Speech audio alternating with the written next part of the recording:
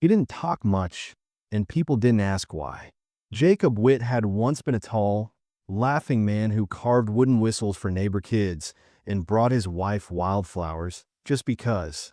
Now he kept to himself, working from sunup to after dark on a ranch too big for one man, with no sound but the creak of the barn gate and the thump of hoofs. Ever since the fire that took Anna, he hadn't let anyone inside the house. Even a mail was left at the gate. The ranch sat low in a dry valley where the wind didn't blow much, and the silence got thick in summer. The barn roof leaked, and the stalls needed cleaning, but Jacob didn't notice. What did it matter if things rotted? He hadn't seen a reason to fix anything in years, until the day she showed up with a ragged shawl over her shoulders and dust on her face, asking for work. Her name was Mary. He almost didn't open the door when she knocked, but something in the way she stood, stiff, like she was holding herself together with threads, made him crack it open. She didn't offer a smile, just said, "I heard you might need help with the barn." Jacob didn't ask where she came from or how she knew. She didn't look like someone who belonged out here. Her shoes were thin and cracked, and her dress hung on her like she'd lost weight she couldn't afford to lose. But her voice was steady. That was enough. He pointed to the barn and said, 50 cents a day. She nodded and didn't speak again. That should have been the end of it. Just another woman passing through hard times, offering her back for labor. But after 3 days, he noticed something strange. She never worked close to the barn's edge. She always kept her back to the wall, watching the loft with her eyes even when she swept the floor. And more than once, he saw her pause, as if listening for something no one else could hear. It was on the 5th morning, just as the sun cut gold through the stall slats, that he noticed movement behind the hay bales. 2 shapes, small, too small. He didn't say anything right away, just stood still and waited.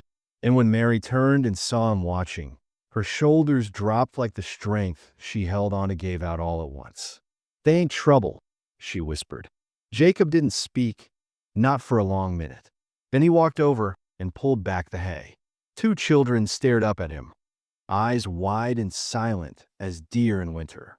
A girl and a boy, barely 6 and 4, covered in dust. The girl held the boy's hand tight, her other hand on his shoulder like she was ready to block anything that came. They didn't speak. They didn't cry. Mary knelt between them and Jacob. "Please," she said. "They've had enough." The boy's mouth opened a little and then closed again. The girl blinked slow. Jacob didn't know what to say. He'd buried his own child 3 years back. The fever had come on sudden, and nothing Anna did could stop it.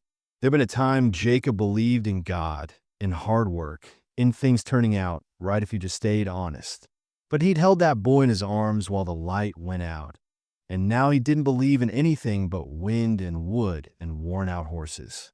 Mary stood. "I only needed to keep him warm," she said, "just till I figured where to go next." Jacob didn't tell her to leave. She came early the next morning, same as before. Didn't ask for more money. Didn't ask for anything. She just cleaned the stalls while the children sat quiet in the loft, out of sight. It went on like that for nearly 2 weeks. The kids never spoke, not even to each other, but they watched everything. Jacob knew they'd been through something dark. You could see it in the way they flinched at loud sounds, and how the girl pressed her hand against the boy's chest every night, like she was counting his breaths. Mary never said what had happened, not straight out, but sometimes, late in the day, she'd talk to herself when she thought he wasn't listening. "Should have run sooner," she'd mutter while scrubbing the trough. "Should have known he'd find us again." Jacob didn't ask who he was. He didn't want to know. Not yet. But it started gnawing at him. The kids, what kind of man would let them live like that? Hiding in a barn, barely eating? Once, he caught the boy stuffing a heel of bread into his pocket like he expected to go hungry again. Another day, the girl froze when she heard a rider pass by, her face pale and hollow as bone. They were running from something. That much was clear, and Mary had risked everything to protect them. Jacob could see it in the lines around her mouth, the way her eyes never rested. One night, he left a plate of stew by the barn door without a word. When he came back an hour later, it was gone. After that, He started leaving 2 plates, then 3. He didn't go inside the barn anymore. He figured if she needed space, he'd give it. But he started sleeping lighter, started checking the rifle by the door more often. And then one morning, he found a mark carved into the tree near the east pasture. It was faint, but it was fresh. 3 slashes in a triangle. Ranchers used to use signs like that to mark trailheads. But Jacob had seen that exact pattern once before, burned into a fence post on the Wilkins place, just days before the family vanished. Folks said it was outlaws, but Jacob remembered how the Wilkins girl had shown up with bruises and a stitched-up lip the year before. No one looked too deep. That's how things went around here.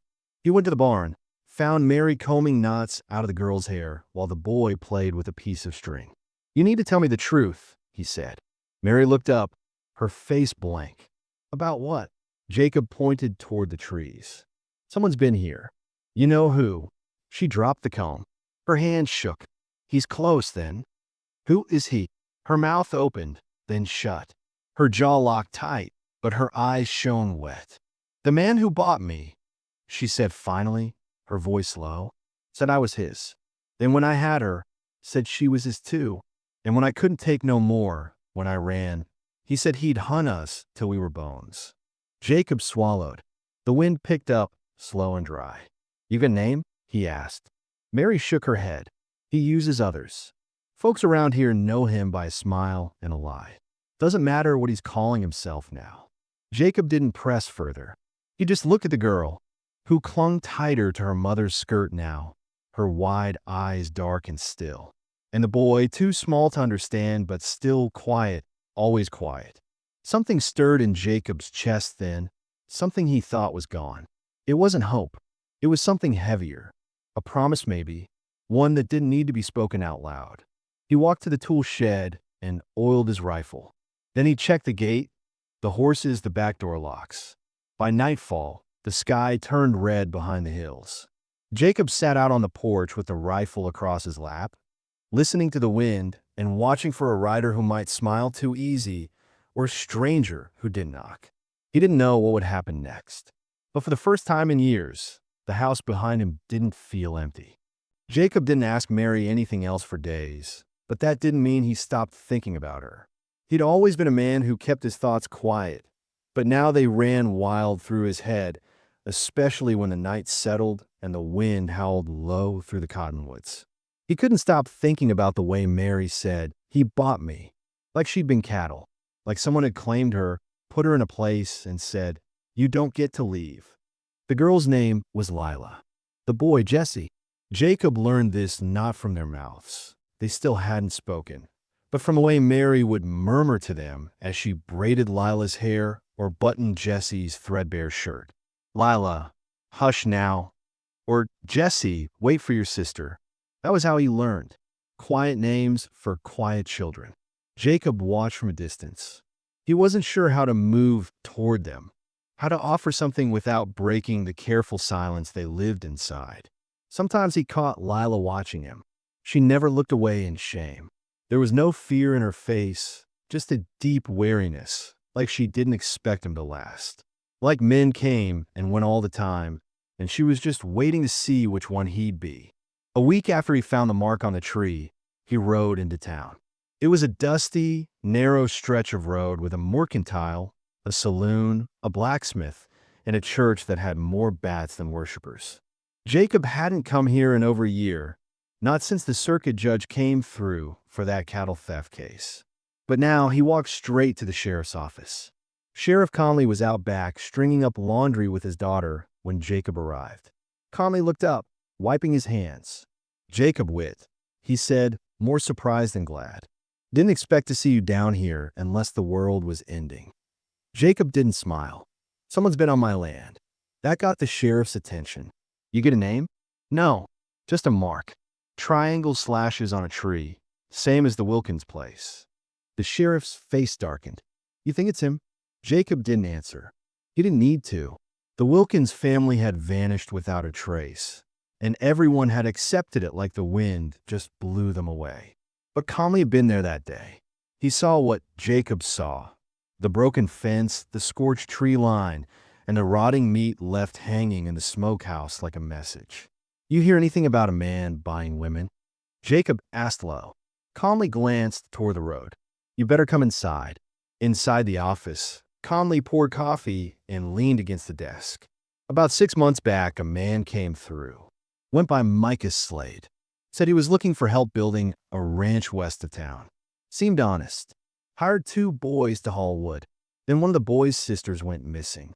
He left 2 days later. Nobody's seen her since. Micah? Jacob asked. That time. Could have been something else before. Conley paused.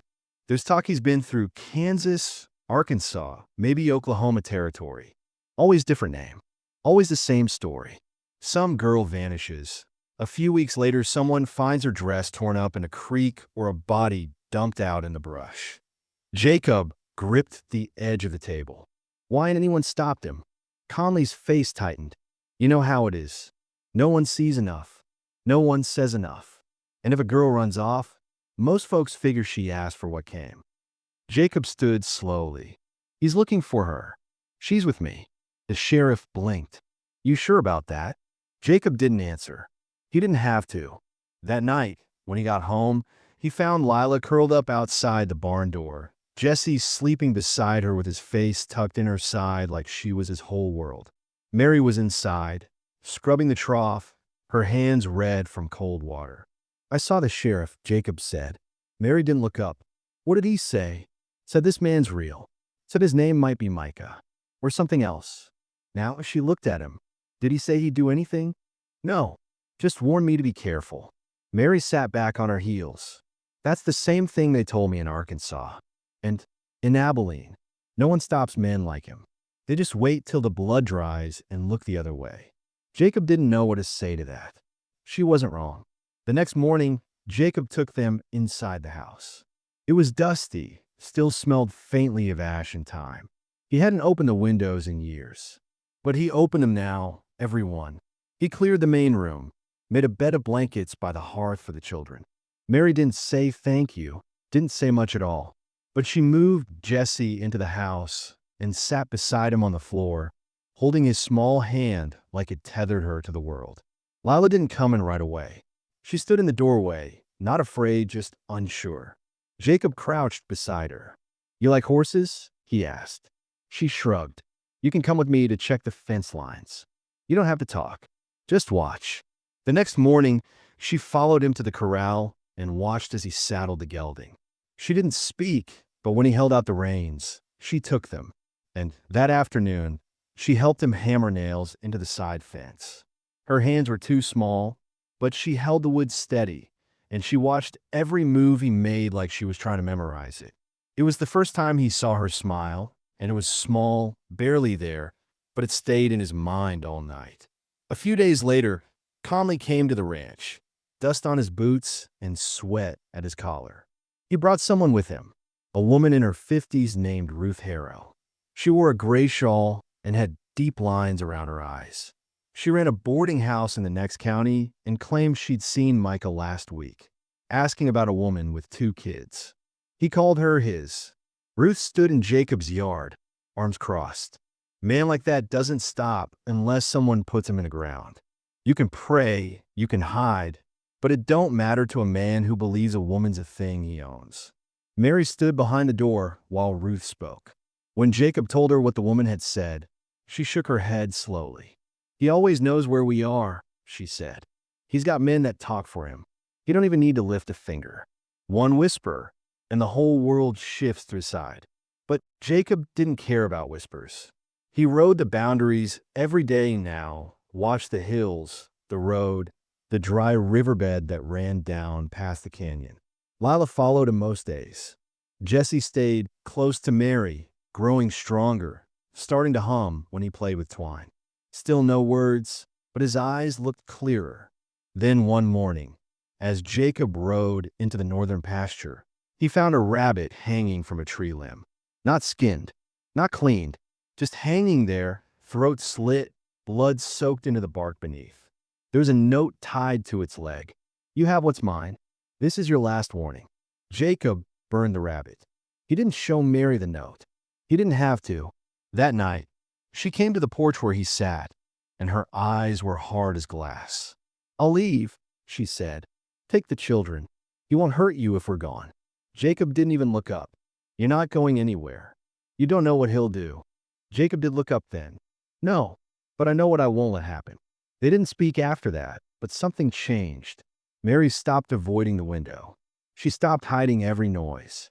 She started cutting vegetables in the kitchen like she might stay long enough to cook something real. Lila set the table without being asked. Jesse tried to help her, knocking over a tin cup, but Jacob just picked it up and handed it back without a word. But the wind shifted, and Jacob knew it was coming. The man, Micah, or whatever name he'd wear this time, he wouldn't let go. He was the kind of man who built his power not on blood alone, but on fear. The fear that made men keep quiet, that made women stay, that made townsfolk look the other way. And Jacob had seen what fear could do. It had silenced him after the fire, made him think the world was too broken to fix. But now, with a woman in his kitchen, 2 kids asleep by the fire, and a threat hanging in the trees, he found himself standing up again, straightening his spine, and waiting. The days began to stitch themselves together with small, quiet moments that almost felt like peace.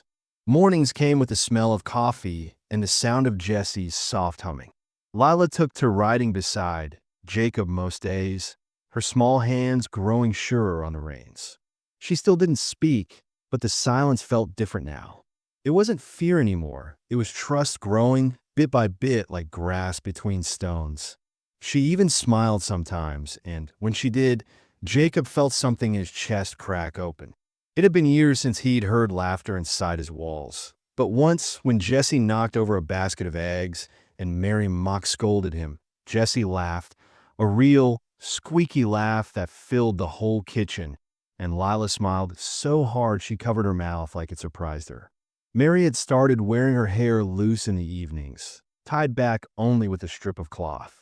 She moved like she wasn't waiting for the ground to open anymore. Some nights, she stayed at the table after supper, sipping coffee with Jacob while the kids drew pictures in the corner. They didn't talk about Micah, not out loud, but the unspoken fact of him lingered at the edge of everything, like a distant thunder that hadn't yet arrived. One evening, the clouds gathered low and dark, heavy with the first real storm of the season. Jacob stood in the doorway, watching the sky when Mary came beside him. Her hand brushed his as she leaned against the frame, and neither of them pulled away. "You think he's coming soon?" she asked, her voice quiet. Jacob nodded. "I think he's close." She looked at the horizon. "I keep thinking he'll kill me first, that he won't let the kids see it. But sometimes I think maybe he'll make them watch." Jacob turned to her then, slow and steady. "That won't happen." Her lip trembled, just barely, but she didn't cry. "You can't promise that." "Yes," he said, "I can." They stood there as the wind started to whip through the grass. And in that moment, something passed between them that didn't need words. It wasn't love, not yet, but it was something close. Something like belief. That night, the storm broke. Rain battered the roof, and thunder cracked hard above the hills. Jesse cried in his sleep, and Lila climbed into his blanket to hold him. Mary sat beside them on the floor, rocking slowly, murmuring something soft. Jacob kept watch by the window, rifle across his knees, eyes on the tree line. Nothing came, but the storm left a message. Time was running short. The next day, Jacob began reinforcing the house. Not just the doors and windows, but the cellar too. He dug out the back wall and built a small escape tunnel through the earth, covered it with hay and a plank from the old barn. He showed Mary, just in case. She didn't ask why. She just nodded and memorized the path. Mary had begun to walk the land in the mornings, sometimes alone, sometimes with Jesse holding her hand and Lila trailing behind. One morning, Jacob watched from the porch as Jesse bent down to pluck a wildflower and handed it to Mary. She didn't say anything, just smiled and tucked it behind her ear. "I ain't got much," Jacob said that night, as they cleaned up after supper. "But what I have, you and the kids are welcome to it." For as long as you want. Mary turned to him, her hands still wet. You sure? Been sure for a while now. She stepped closer, so close he could see the tiny line of freckles across her nose. Then I'll stay, she whispered. But not just for safety. I'll stay because I want to. They didn't kiss, not yet. But her hand found his and held it, strong and steady. In that moment, the past didn't matter. The pain didn't own them. For a few minutes, they were just two people standing in a kitchen, holding something fragile between them that might someday grow into something lasting. That night, Lila brought Jacob a drawing. It was a house, a barn, a little girl on a horse, and a man with a wide hat beside her. Is that me? He asked. She nodded. He cleared his throat, the paper trembling slightly in his hand. It's real nice, Lila. She looked up at him. You're the first man I ever drew. His throat tightened. He nodded again and swallowed hard. I'll keep it, he said. Jacob started sleeping lighter. Not out of fear, but out of readiness. He rode the outer fences every morning and every evening. He saw signs, twigs broken in odd places, boot prints half-washed by rain, cigarette ash by the old cottonwoods.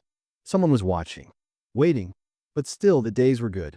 Mary baked bread one morning, and the smell drifted out into the yard. Jacob came in sweaty from the field and froze when he smelled it, flour and warmth, just like Anna used to make. Mary looked up and saw his face, and instead of pulling back, she reached out, touched his hand. It's okay to remember her, she said. You don't have to push her out to make room for us. He sat at the table and nodded. She'd have liked you. Mary smiled. I'd have liked her too. Jesse started speaking. It began with one word, apple, as he pointed at a basket. Then came Mama, then Lala, and soon he was chattering in his small voice, slow and unsure, but full of life. Mary wept the first time he strung 5 words together. I like the horseman. Jacob pretended not to cry, but he had to walk outside for a while after that. One Sunday, Ruth Harrow came back with news. Micah had been spotted 2 towns over. He'd beaten a man in the street for looking at him wrong. The law there didn't do a thing, just watched.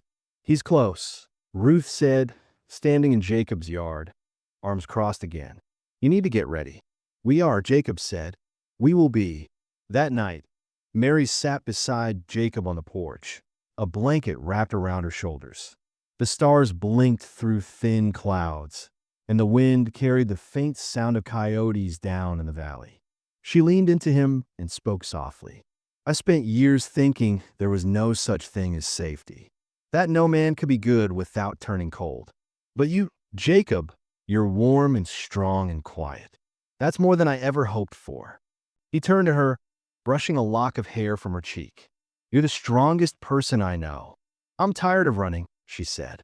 Then stay. I am. They sat that way for a long time. No fear, just stillness. The next morning, Jacob saddled 2 horses and took Lila out to the North Trail, where the rocks opened into a narrow canyon. If anything ever happens, he said, you ride this way. Don't stop.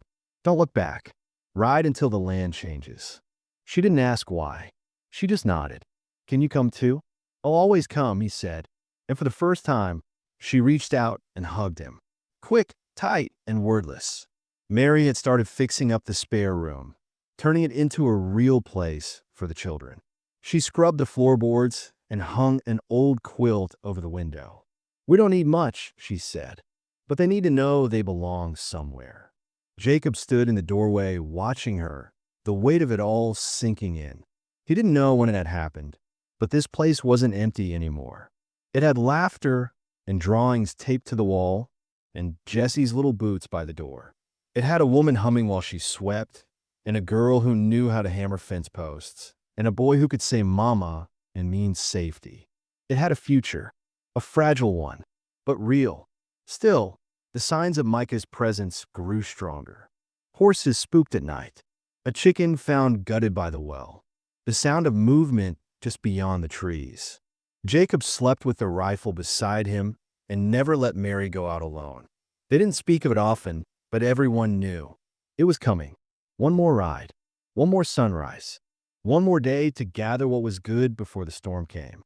But in the meantime, Jacob taught Jesse how to tie knots, taught Lila how to saddle a horse all by herself, watched Mary laugh in the sunlight, her face tilted up like she couldn't believe she was allowed to feel joy again.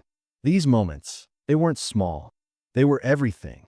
The world had taken so much from them, and yet here they were, sitting down to eat together, sharing quiet evenings, rebuilding a life with their own hands. Jacob had never asked for much, but now he knew what he wanted.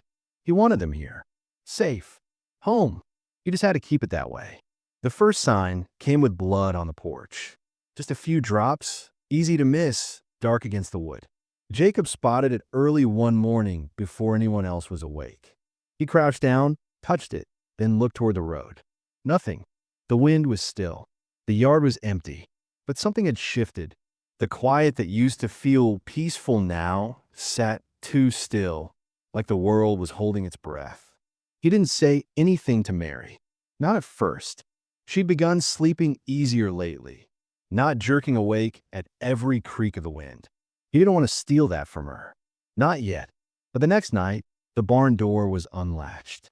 He always locked it after supper, always checked it twice. And there it was, wide open. Nothing missing, but the horse was uneasy, pacing the stall like it had seen something it didn't like. Jacob sat up that night with a rifle across his knees again. He watched the tree line, the hills, the long dirt road that disappeared east. The moon was bright enough to catch movement, if there was any, but all he saw was shadow and wind. Still, his gut said otherwise. He couldn't hide it forever. That morning, when Mary stepped outside to hang the wash and saw the dry blood on the porch, she froze. Her hand dropped the basket. "He's here," she whispered. Jacob didn't answer. He didn't have to. That night, Mary didn't sleep. Neither did Jacob. They sat by the window, eyes on the dark. The children slept close together on the living room floor, unaware of the quiet tension thickening the air around them. Mary barely spoke for 3 days. She moved through the house like a ghost, quieter than usual, avoiding Jacob's eyes. When he finally asked her what was wrong, she didn't answer right away. Then she sat down on the porch and spoke without looking at him. "I used to dream about killing him." Jacob sat beside her, silent. "I used to lay awake at night when he was passed out drunk and think, what if I just took the knife? One cut, that's all it would take. I had chances, real chances, and I never did it. I was scared. Scared of what would happen to the kids. Scared no one would believe me. Scared I'd still be trapped, even after." She looked at her hands, as if trying to see the blood she never spilled. "I hate myself for not being braver. And now I'm scared you'll die because I wasn't." Jacob shook his head. "You don't owe me that. You don't owe anyone bravery. I owe the kids safety. And they have it now," he said gently. She looked at him, tears in her eyes. "Do they?" Jacob didn't have an answer. Not one he could give with full certainty. Because the truth was he was scared too. Scared that Micah would slip through some crack in the fence. Scared that he'd misjudge something. Fall asleep at the wrong time, miss a sound in the dark, and everything he'd built here would be shattered. Jacob had lived through loss. But losing them, this new chance, this broken little family he was beginning to love, that would break him in a way he wasn't sure he'd come back from. They kept preparing, reinforced the cellar, loaded more rounds. Jacob taught Lila how to shoot. Just one lesson, just enough. She held the rifle awkwardly, her hands trembling, but she tried. And when she hit the wooden post from 10 paces, her eyes lit up with something fierce, pride and fear all mixed together. Jesse started having nightmares again. He'd wake up crying, shaking, clinging to Mary with small fists full of her dress. One night, he wouldn't stop crying for over an hour. Mary held him against her chest and rocked back and forth, her face tight with worry. When he finally fell asleep, she stayed there, wide-eyed and pale, whispering prayers under her breath. Jacob sat across from her and said softly, "You're not alone." "I know," she said, "but I still feel like I am sometimes." There were cracks beginning to show in all of them. Jacob snapped at Lila when she knocked over a lantern. His voice was too sharp, too loud, and she flinched like she'd been slapped. He apologized right away, kneeling in front of her, but the damage had already flickered in her eyes. That look, that old fear, stabbed him deep. Later in the barn, Jacob gripped the fence rail and whispered to himself, "I can't become what I hate." Mary found him there, shoulders hunched, face shadowed. She came up behind him and didn't say anything, just slipped her hand into his.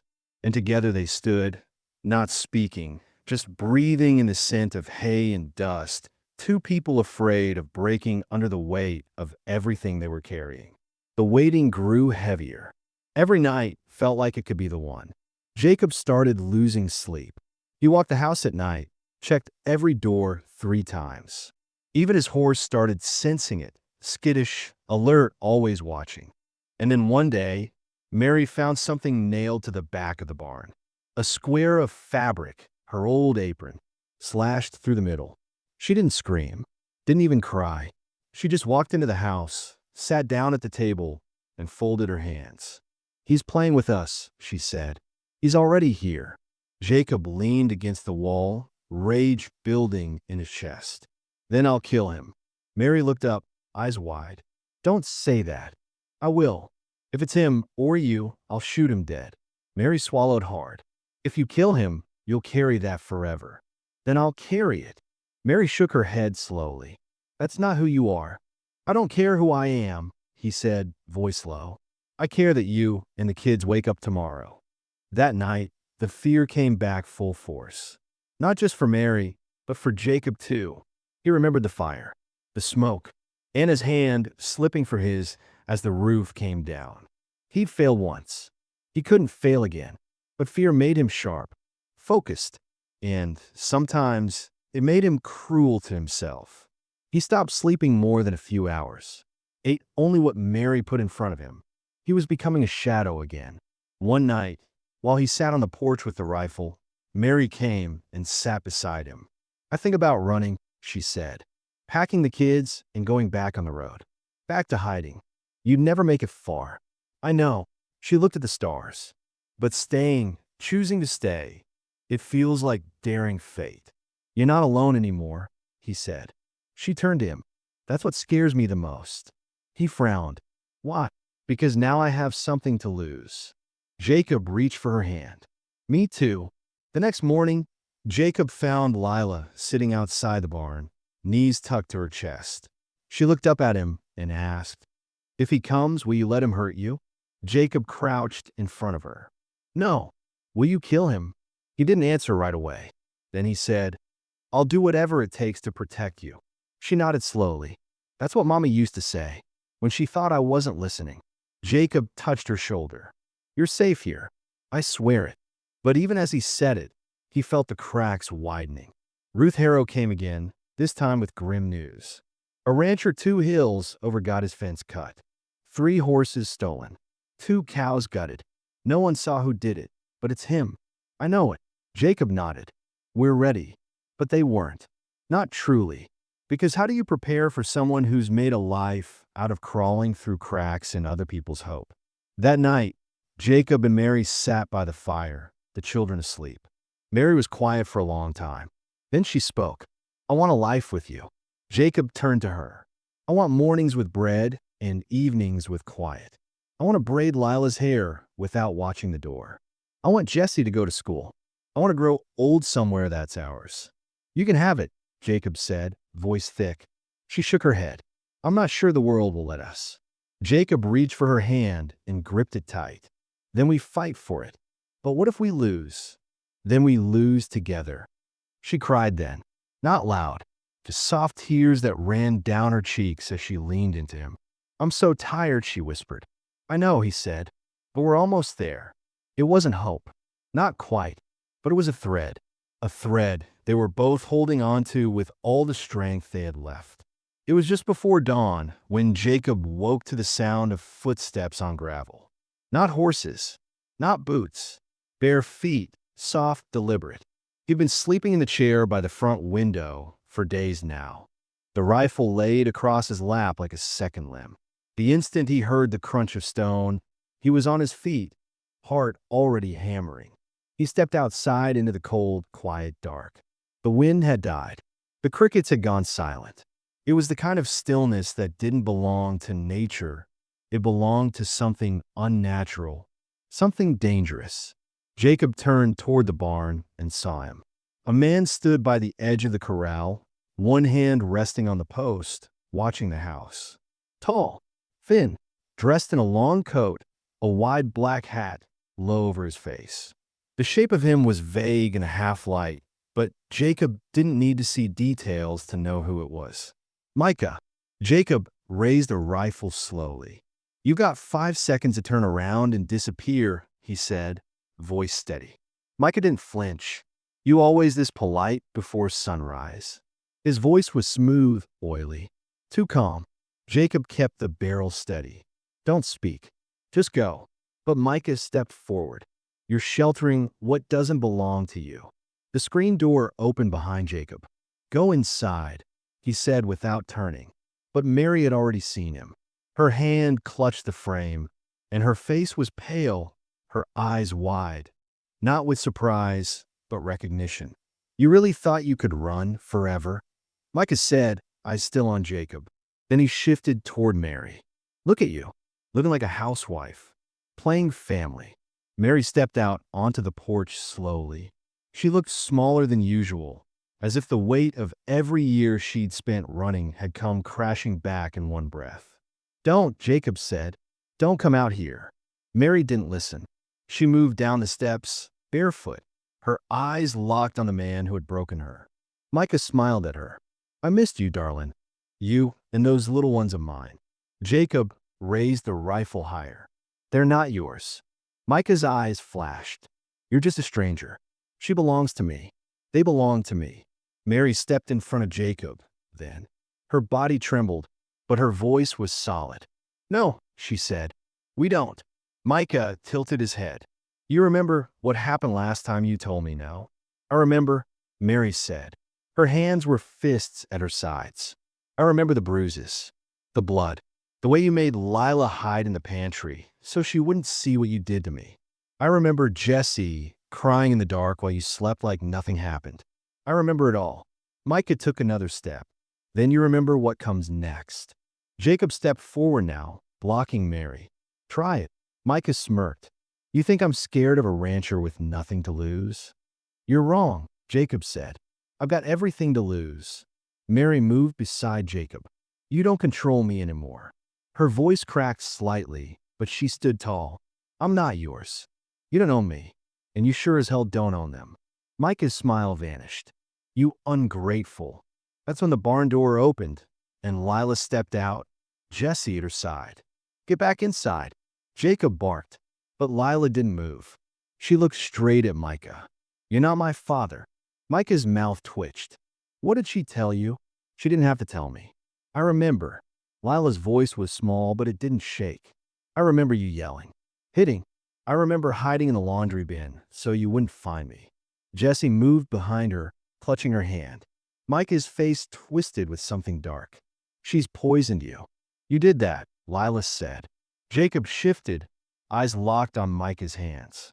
"You should leave now." Micah looked at the children, then at Mary. Then he reached slowly under his coat. "Don't," Jacob warned. Micah pulled a pistol.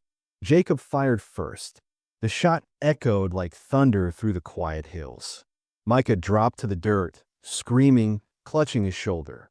"Don't move," Jacob shouted, rifle still raised. Mary rushed to the children, shielding them with her body. Lila didn't cry. Jesse didn't scream. They stood still, pressed against their mother. Micah groaned on the ground, blood soaking through his coat. "You shot me," he gasped. "I aim to wound," Jacob said coldly. "But I can fix that mistake." Sirens wouldn't come. This wasn't a place for sirens. But Ruth Harrow arrived half an hour later with the sheriff in her buggy, both of them breathless and stunned. They hauled Micah into the wagon, muttering curses all the way. Conley looked at Jacob and nodded once. No questions asked.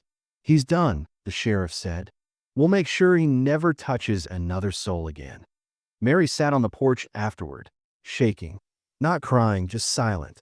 Jacob handed her a cup of coffee, and she took it with both hands. "You did it," he said. She looked up slowly. "I didn't think I could." "You stood up," he said. "You faced him. You saved your children." Her eyes filled, and the tears spilled over this time. "I was so scared." "I was too." Mary reached out and touched his arm. "But I'm not anymore." Jacob didn't speak. He sat beside her, arm around her shoulders, and held her while the morning sun rose.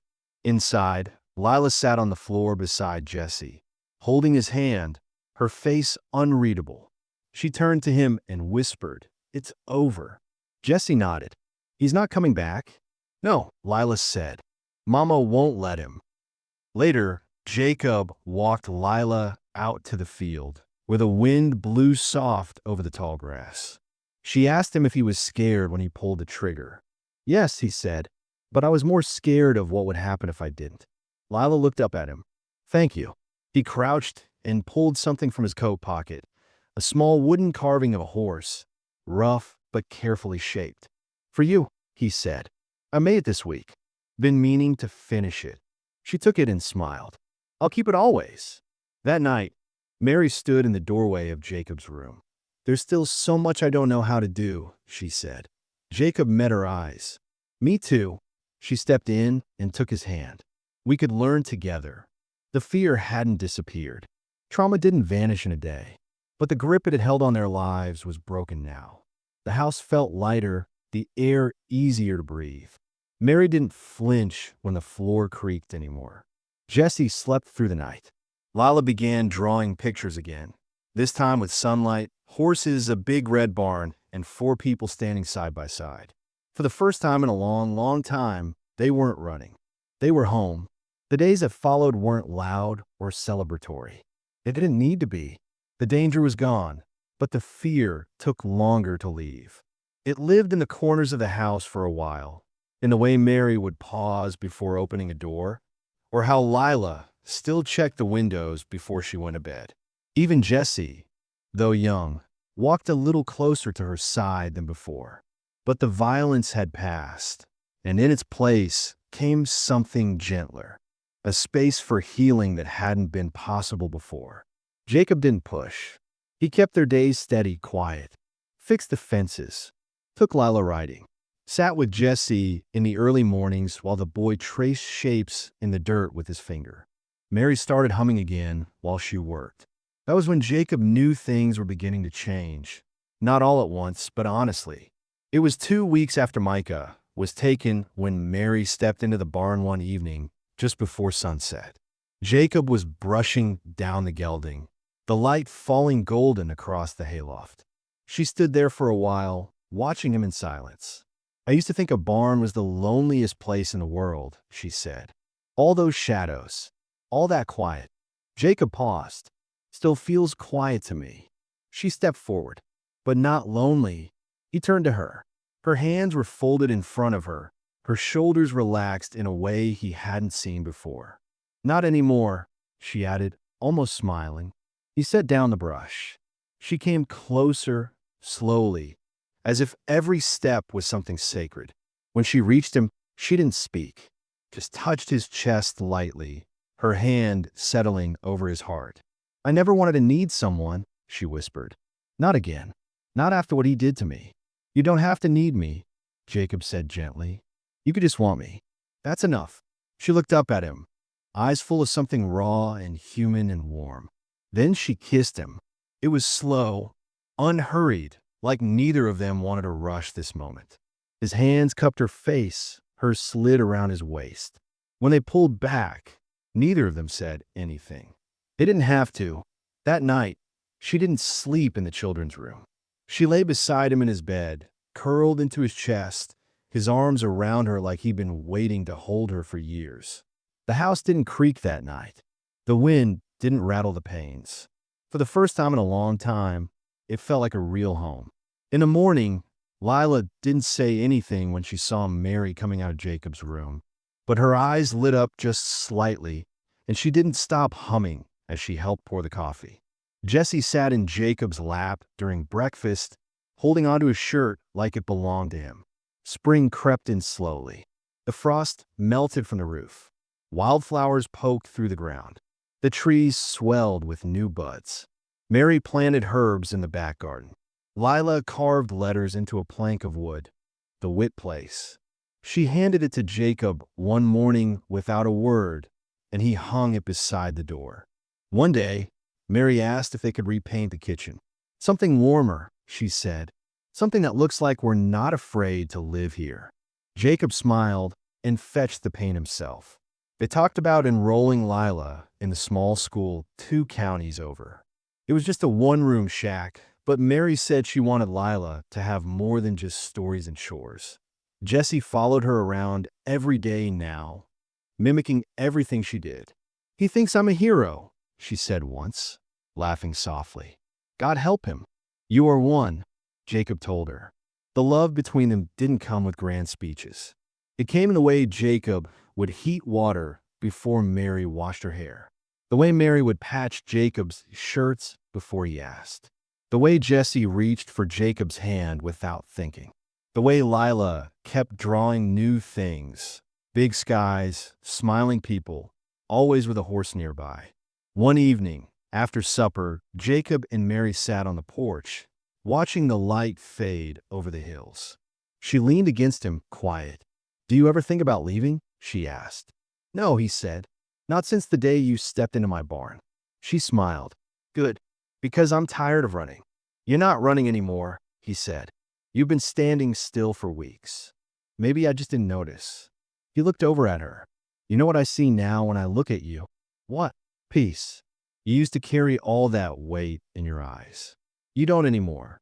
She turned to him, her voice soft. "And what do you see in your own eyes?" He thought for a moment. Someone who found something worth fighting for and lived long enough to keep it. The porch creaked softly beneath them. Jesse's laughter floated through the window. Lila's voice followed. They were playing some made-up game with rules that changed every minute. Mary smiled. "They're healing. So are we." She looked up at him.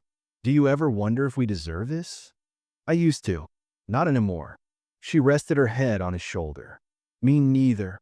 The sun slipped low, the hills turned golden, and the quiet that followed wasn't empty. It was earned. A week later, Ruth Harrow came to visit. She brought bread and word from town. Micah was gone. Locked up. No bail. No more trails. No more whispers. "It's done," she told Mary as they sat under the trees. "You're free now." Mary didn't cry. She just closed her eyes, breathed deep, and nodded. "I don't know what comes next," she said. "Whatever you choose," Ruth told her. "That's the point now." Jacob started building a new fence. Not because the old one was broken, but because he finally believed this place had a future. Mary watched him from the window, her hands resting on the sill. She didn't feel like a guest anymore, or a burden, or a shadow. She felt like something real, like a woman who'd taken her life back one day at a time, like someone who'd bled, lost, survived, and still wanted to live. Jacob came in at sunset with a smear of dust on his cheek and a satisfied grin. "Fence looks good," she said. "It does. You thinking about planting those apple trees you talked about?" "Yeah," he said, "and maybe a few more rooms on the house." "Why?" He looked at her with a twinkle in his eye. "Just in case." She laughed. It was the kind of laugh that only came when you were finally, truly safe. They spent the evening together, the children falling asleep early, the house quiet except for the sound of wind and the soft crackle of fire.